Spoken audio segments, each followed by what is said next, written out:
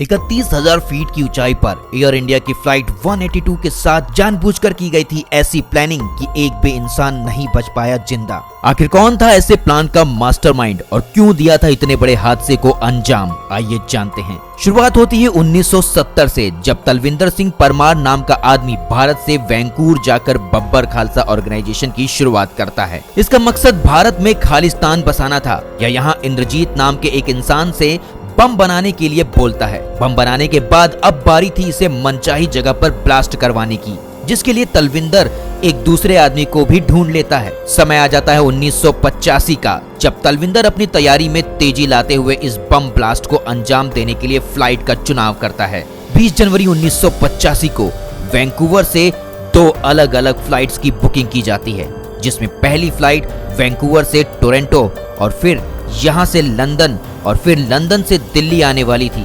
वहीं दूसरी flight Vancouver से टोक्यो और टोक्यो से वाया दिल्ली के लिए रवाना होने वाली थी। दोनों फ्लाइट्स में बुकिंग अलग अलग नाम से की जाती हैं। 23 जून को पहले वैंकूवर से कैनेडियन पैसिफिक फ्लाइट 003 को टोक्यो तक बुक किया जाता है, क्योंकि ये टोक्यो में मौजूद एयर इंडिया फ्लाइट 301 की कनेक्टिंग फ्लाइट थी। जबकि दूसरी बुकिंग कैनेडियन पैसिफिक फ्लाइट 086 में की जाती है, जो वैंकूवर से टोरंटो जा रही थी। इस फ्लाइट में भेजा गया बम टोरंटो से दिल्ली आने वाली कनेक्टिंग एयर इंडिया फ्लाइट 181 में ट्रांसफर होना था और टोरंटो के बाद इसका अलग स्टॉपेज लंदन था, जहां से ये दिल्ली के लिए टेक ऑफ करने वाली थी। इस फ्लाइट में बॉम्बर के लिए बिजनेस क्लास में मोहिंदर बाल सिंह के नाम से बुकिंग होती है। दिन आता है 22 जून 1985 का, जब मिस्टर एम वैंकूवर एयरपोर्ट पहुंचते हैं, लेकिन टिकट कंफर्म ना होने की वजह से इनका लगेज चेक इन नहीं हो पाता, जिस वजह से इनकी टिकट काउंटर पर काफी बहस भी होती है। जैसे तैसे इनका सामान चेक इन होता है, लेकिन एयरपोर्ट पर कोई एक्सरे मशीन ना होने की वजह से यहाँ इनका सामान सीधे क्लीन चिट के साथ फ्लाइट में लोड हो जाता है। सामान को फ्लाइट में लोड करके ये आदमी एयरपोर्ट से बाहर आ जाता है।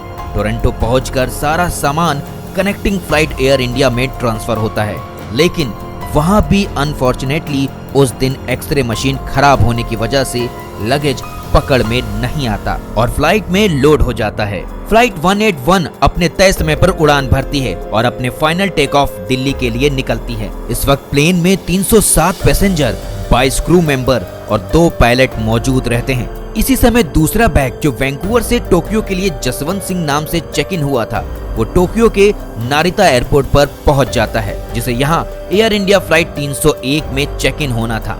लेकिन उससे पहले ही इसमें रखा बम ब्लास्ट हो जाता है। टोक्यो के इस हादसे के बारे में एयर इंडिया फ्लाइट 182 को कोई जानकारी नहीं थी। आयरलैंड के लोकल टाइम के हिसाब से सुबह 8:09 पर एयर इंडिया फ्लाइट 182 से आखिरी कांटेक्ट हुआ था, लेकिन उसके बाद इसके साथ क्या हुआ किसी को कुछ पता नहीं चला।